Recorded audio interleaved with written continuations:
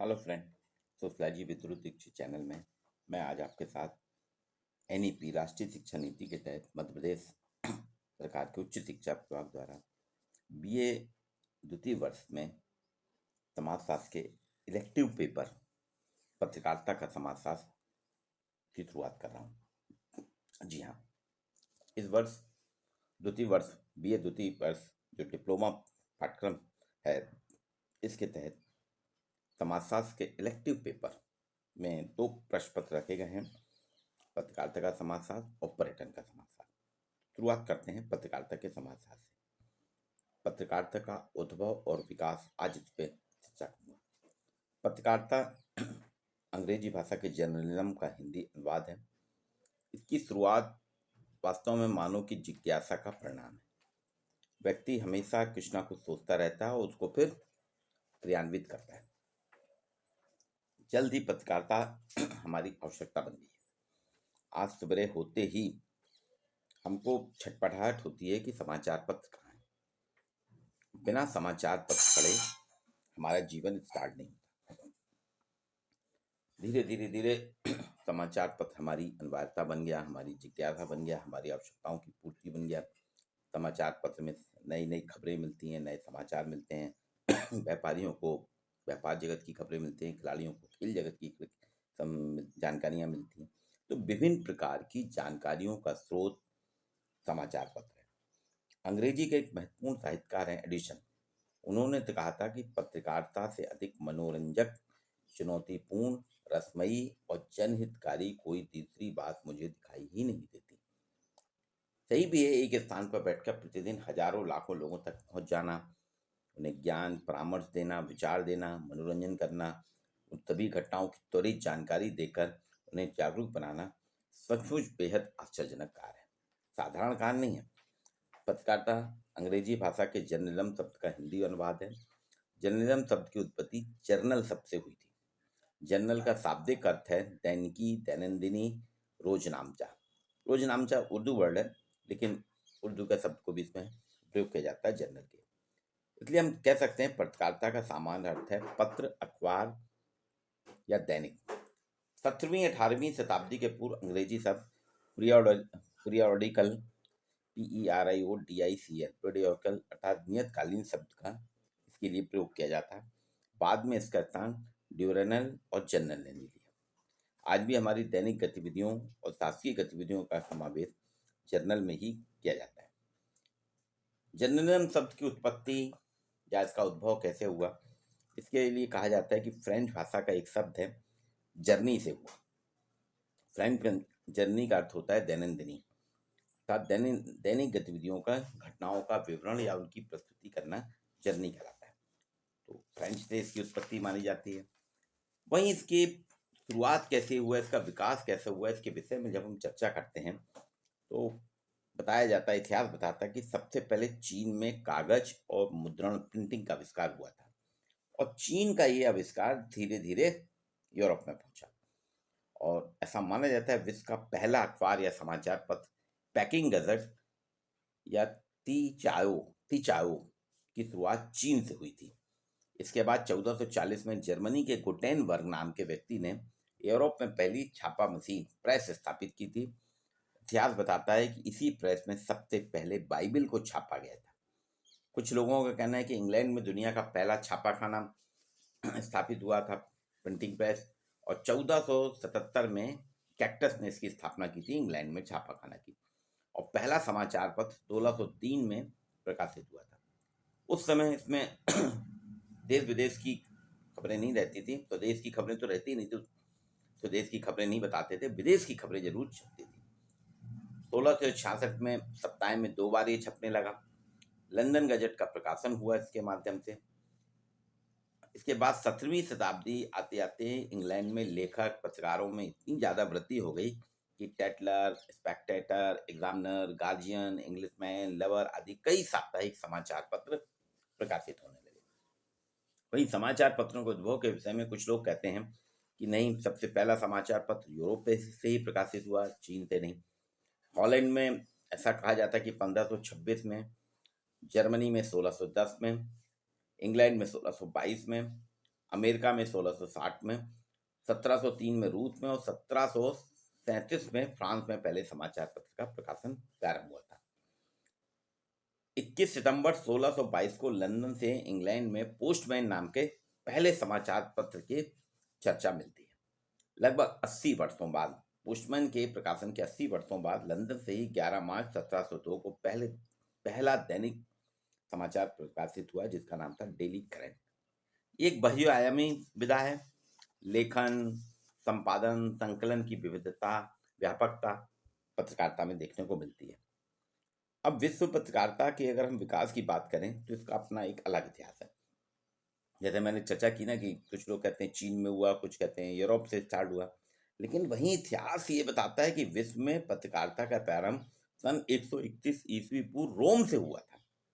पहला दैनिक समाचार पत्र निकालने का श्रेय भी जूलियस सीजर को दिया जाता है।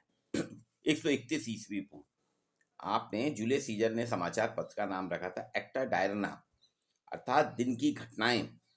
कहा जाता है कि उस समय कागज का आविष्कार नहीं था, कागज नहीं था, मुद्रण नहीं था, इसलिए पत्थर या धातु की पट्टिका में ठोक ठोक के समाचारों को अंकित किया जाता था और ये पट्टियां रोम के मुख्य स्थानों पर रखी जाती थी। इनमें वरिष्ठ अधिकारियों की नियुक्ति, नागरिक सभाओं के निर्णय, युद्ध के परिणाम की सूचनाएं रहती थी। इसके बाद मध्यकाल में यूरोप के व्यापारिक गतिविधियों के लिए सूचना पत्र निकाले जाने लगे, जिसमें कारोबार, क्रय विक्रय, मुद्रा के मूल उतार चढ़ाव, जो आजकल शेयर बाजार है, उसकी खबरें रहती थी। ये सभी समाचार पत्र हाथ से लिखे जाते थे, पत्थरों में खोद खोद के। 15वीं शताब्दी में योहन गुटनबर्ग ने जब छापने की मशीन का आविष्कार किया, तब से पत्रकारिता में क्रांति आई। गुटनबर्ग ने धातु के अक्षरों का निर्माण किया, जिससे पुस्तकों के साथ ही साथ अखबार भी प्रकाशित होने लगे। 16वीं शताब्दी के अंत में यूरोप के शहर स्ट्रासबर्ग में योहन कारोलुस नाम के एक व्यापारी द्वारा व्यापारिक जानकारियों के लिए हाथ से नकल की गई प्रतियां प्रकाशित किया। सोचिए, एक एक कागज हाथ से लिखा जाता था, इसमें समय भी लगता था, बहुत स्लो वर्क था, बहुत धीमा कार्य था। तब 1605 में योहन कारोलुस ने छापा मशीन खरीदकर समाचार पत्र छापना शुरू करा।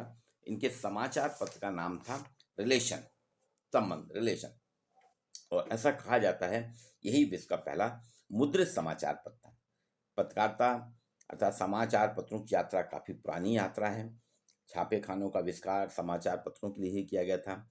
लेखन कार्य के लिए कागज का निर्माण चीन में जरूर 105 ईस्वी में हुआ था, लेकिन कहते हैं इसके पूर्व मिस्र में पेपिरस में भी कागज का उत्पादन होने के प्रमाण मिलते हैं।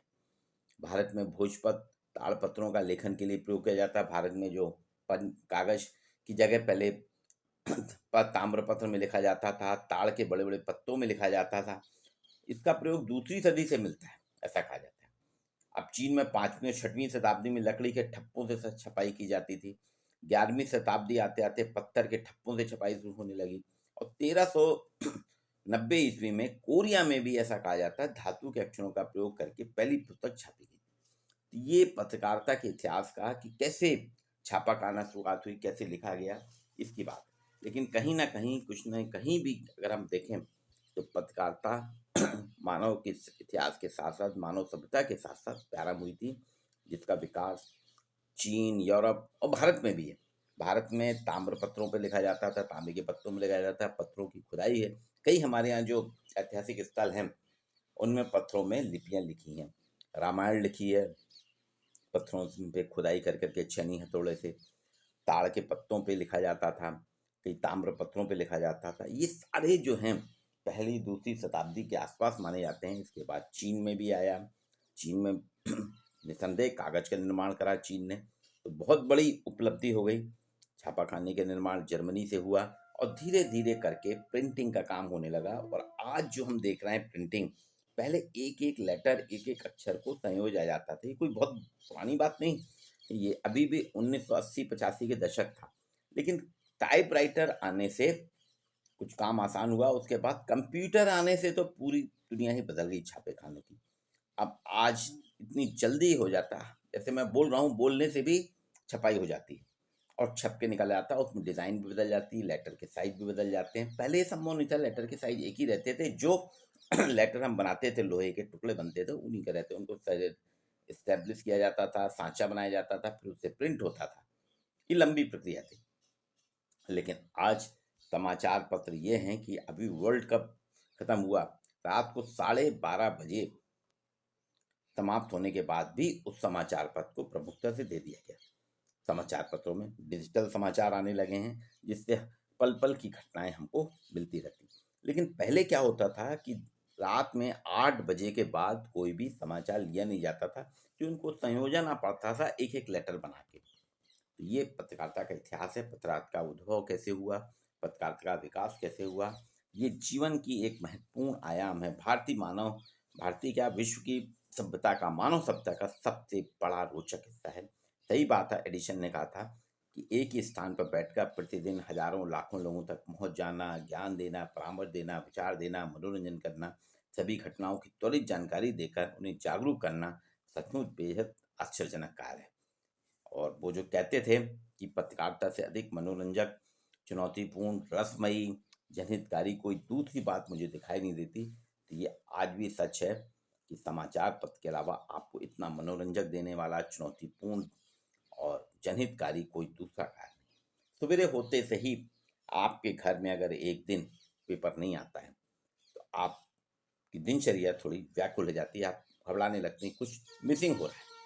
ये है समाचार पत्र, पत्रकारिता का उद्भव और विकास, जो कि जर्नलिज्म शब्द का हिंदी अनुवाद है। आपको रोज मैं पत्रकारिता का समाजशास्त्र जैसे कि जो कंटेंट है, जो सिलेबस है, उसको पूर्ण करने का प्रयास करूंगा कि समय पे आपका सिलेबस पूरा हो जाए। आज के लिए इतना ही।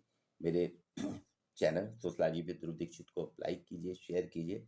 आपको ऐसे ही समाजशास्त्र के संबंधित विषयों की जानकारी निरंतर मिलती रहेगी। नमस्कार।